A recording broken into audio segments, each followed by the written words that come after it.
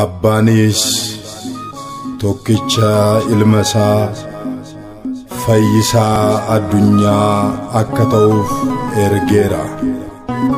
Nutis kanaaf dhugaa ni baana.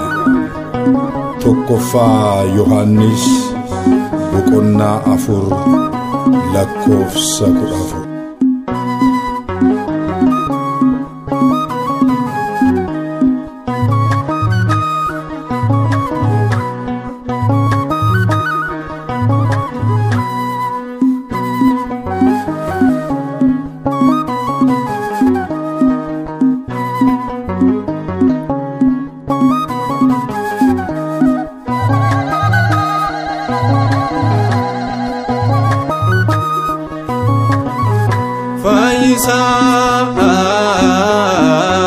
Fayyisa addunyaa mootiin mootota dorgomaan qabu baraan jiraata. Fayyisa addunyaa mootiin mootota dorgomaan qabu baraan jiraata. Fayyisa addunyaa mootiin mootota dorgomaan qabu baraan jiraata. Fayyisa addunyaa mootiin mootota dorgomaan qabu baraan jiraata.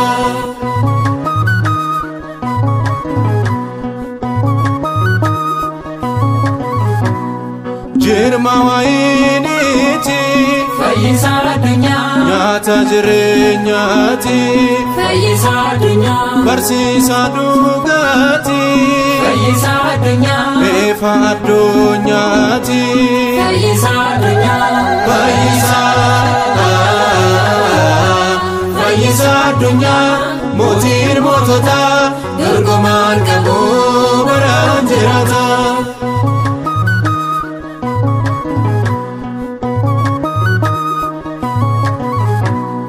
Ka'umsaaf jireenya fayyisa addunyaa jaalalaaf nageenya fayyisa addunyaa abbaa caalu fayyisa addunyaa maqaa caalu fayyisa addunyaa fayyisa addunyaa mootiin mootota dorgomaan qabu baraan jiraata.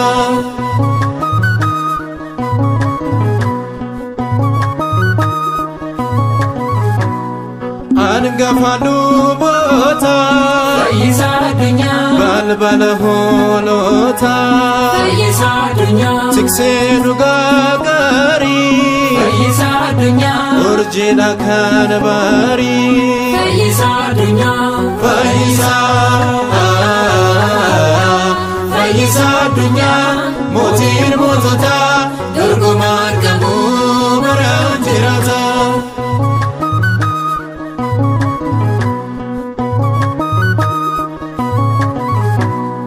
Waaqa waaqoliiti fayyisa addunyaa uumamaati fayyisa addunyaa hunda danda'aadha fayyisa addunyaa alfa omeegaadha fayyisa addunyaa